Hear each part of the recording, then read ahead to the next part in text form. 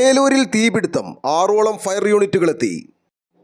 ഏലൂരിൽ container റോഡിനോട് ചേർന്നുള്ള ഫാക്ടറിന്റെ ഭൂമിയിൽ ഉണങ്ങിക്കിടന്ന പുല്ലിനും മാലിന്യങ്ങൾക്കുമാണ് ഉച്ചയോടെ തീപിടുത്തമുണ്ടായത്.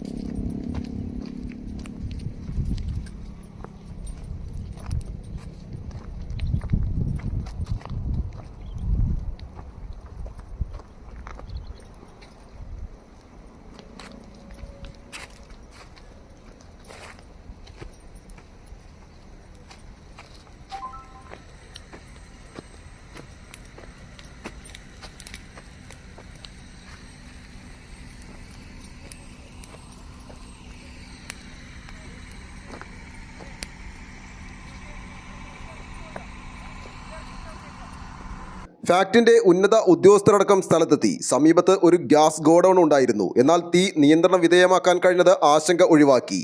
വലിയ തോതിൽ പ്ലാസ്റ്റിക് ഉൾപ്പെടെയുള്ള മാലിന്യങ്ങൾ ഇവിടെ കുന്നുകൂട്ടിയിട്ടിരുന്നു. ഇതിനും തീ പിടിച്ചതോടെ പരിസര പ്രദേശമാകെ പുക ഉയർന്നു.